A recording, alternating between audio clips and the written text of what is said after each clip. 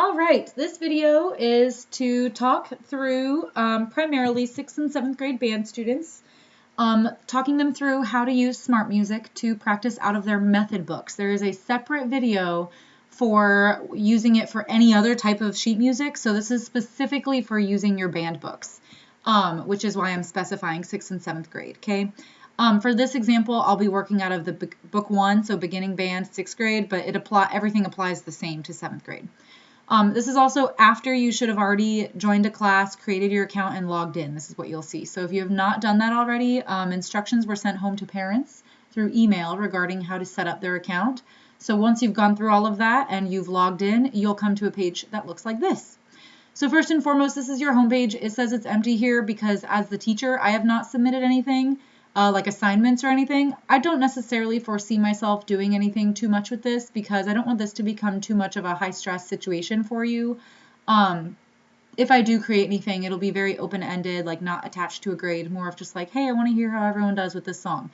But this is where you would see anything if I post it as the teacher. Right now I'm logged into like a practice student account. So anyways, the main thing we're going to talk about. So let's say you want to practice out of your method books and you're not sure if you're doing something right, so you need to check it, or you want to record yourself and send it to me, or you're just bored of playing alone and so you're like waiting on that. You can come to SmartMusic and log in, and if you scroll down and go to in the Find Music category, which should automatically open, but if not, if you click this grid in the up right corner, Find Music, it'll take you to the same thing but full screen. We're going to scroll down and click Method Books, the big blue box. And once it loads them all, there's a ton of stuff here because there's a lot of method books out there. You want to search for hours, which is essential elements for band. If you just type essential, it pulls them all up. Again, I'm doing 6th grade, so essential elements 2000 for band. 6th grade would do book 1, 7th grade would do book 2. So you click the book that you're looking at.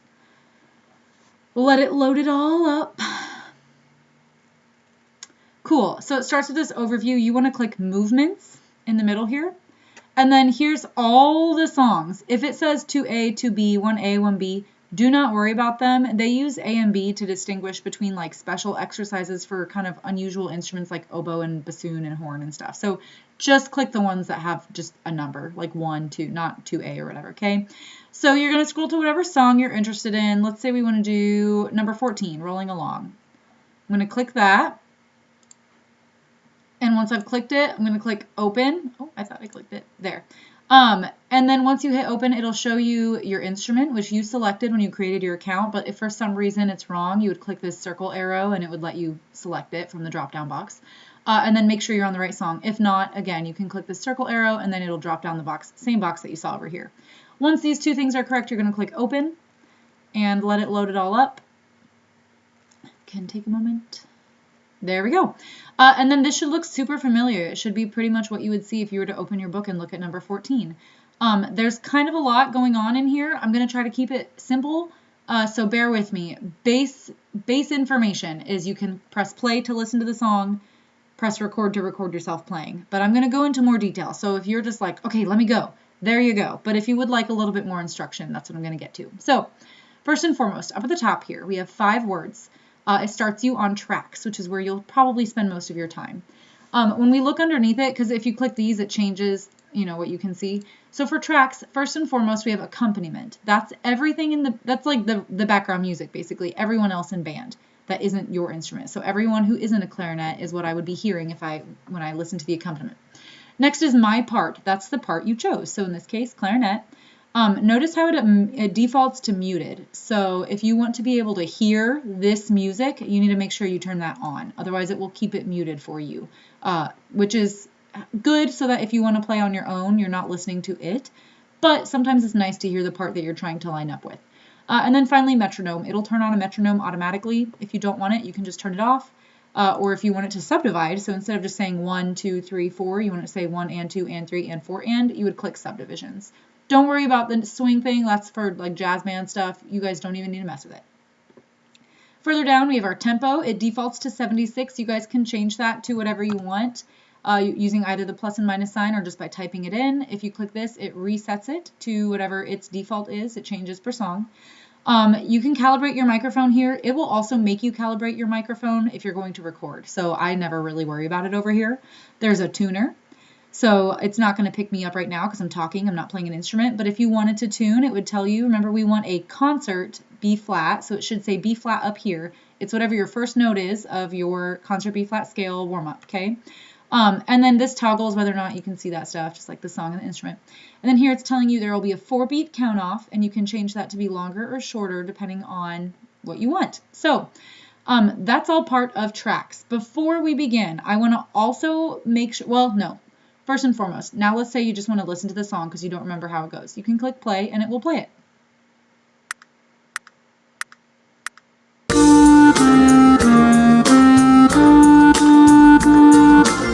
Great. So the background music is the accompaniment, and then obviously the clarinet part was the clarinet part. So before we move on, I want to take your attention up here to where it says display. If you click that, there are a couple options. If you're colorblind, you need to turn on colorblind mode because if you start playing along with it, recording yourself, it uses red and green to show you what notes you get correct and what notes you get wrong. But if you can't see red and green, then that doesn't help you. Highlight measure will just change whether or not it'll highlight the measure you're in, but if you don't like that, you can turn it off. And then beat cursor. So I don't know if you noticed, but when we played that last time, I'm going to make it go like super fast just for this sake, so it doesn't take too long. And I'm also going to turn it down to a 2-beat count off. So I'm changing these just to save time. Beat cursor means that this cursor is going to shift with each beat, no matter when that happens. So if I hit play, right, it's stopping on each beat, which is like every note because it's a quarter note song right now. I prefer flow cursor. It helps you track the music more naturally, like how your eyes should be moving as we're playing music. I'll give you another example of that. It's just going to go seamlessly across instead of stopping on each beat.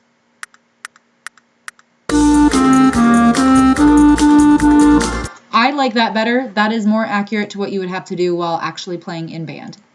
Note cursor will, there's not a good example. It changes note by note. So if this was a half note, for example, it wouldn't go on beat 2. It would stay on that note until the next note changed, which this song is all quarter notes. So that doesn't really help because they're all going to change.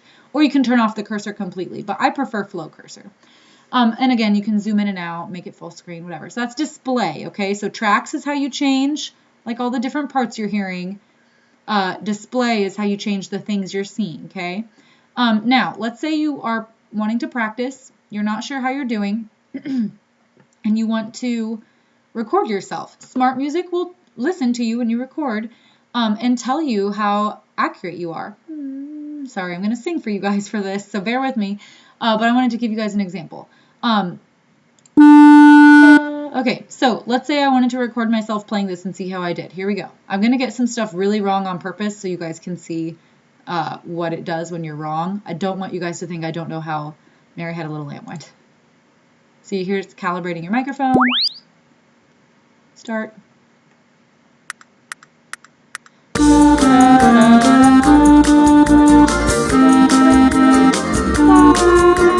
Okay. So, I'm sorry for that. Every note that I got right is now green. It means I held it for the correct amount of time and I sang the right note. If I got a note wrong, it's not just a red note, it also was showing me the note that I did. So I was supposed to sing a D here, I sang an F. I was supposed to sing an E here, I sang a G sharp, okay? So I like that about SmartMusic because if you're not sure, if something sounds weird but you don't know what, if you record yourself playing with it, it will tell you what you missed. This is especially helpful if you're not sure if it should be a B flat or a B natural or an F sharp or an F natural. So you guess and you play and it says it's wrong. It'll show you F sharp versus F natural. So you can see like, oh man, I missed that, which is super helpful. Now, let's say you want to listen to how you did. Okay, so it plays it back through with your recording. And then one more thing to notice. Up here now, it's taken us to my takes. Each time you record this song, it'll save it as a take. So this is just number 1 because I've only done 1 take. I got 41% of it accurate, so it's 41% good at 144 beats per minute is my tempo. If I wanted to try again to do better, I don't have to do anything except for start at the beginning. Remember, you have to click back like I stopped here. I have to click back to the beginning and hit record again, and it will automatically start take number 2.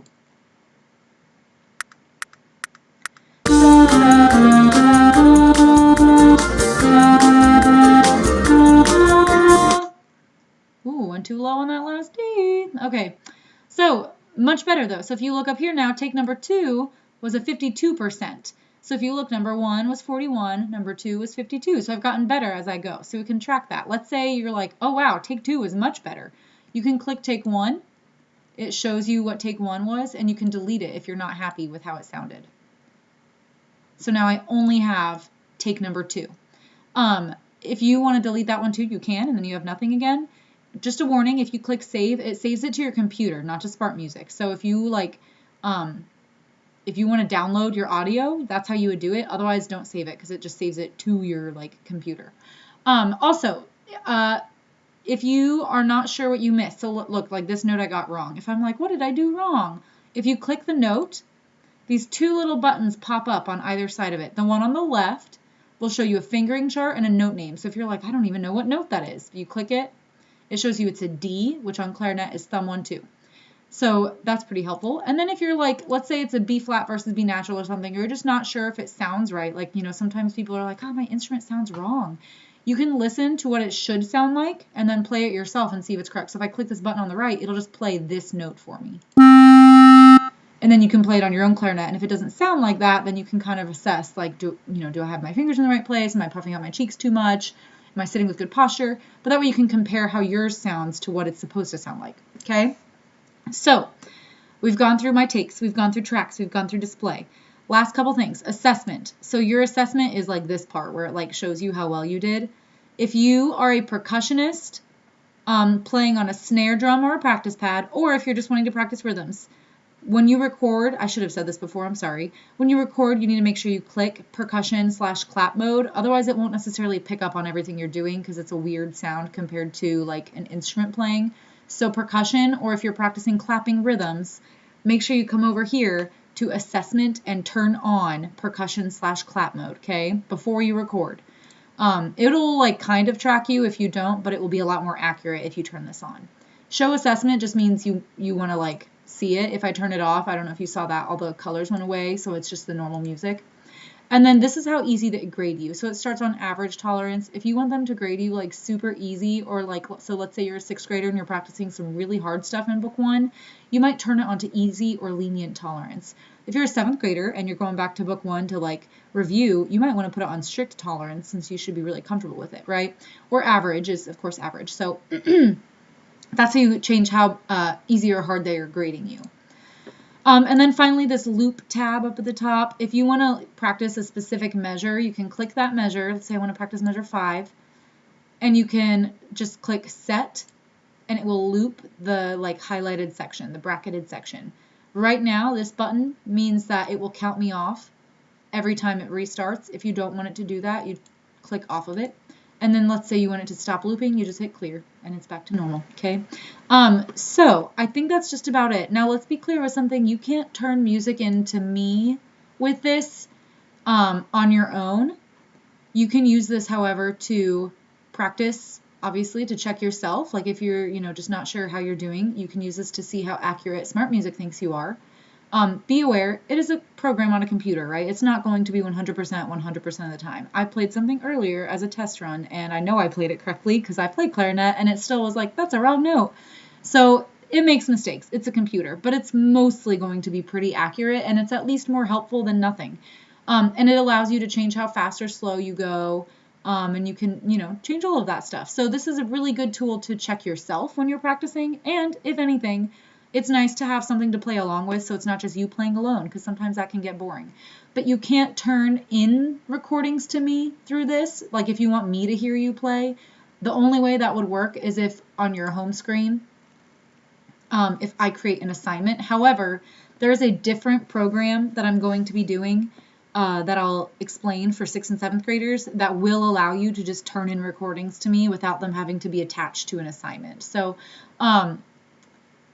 don't worry about that for right now. Use SmartMusic more as a tool to practice and have a little bit more, variety with your practicing, and also to check yourself when we can't be in band. You know, I can't say, hey, I hear a wrong note in the blah, blah, blah. I can't do that when we're all practicing at home, but SmartMusic can kind of help do that for me. So feel free to check this out.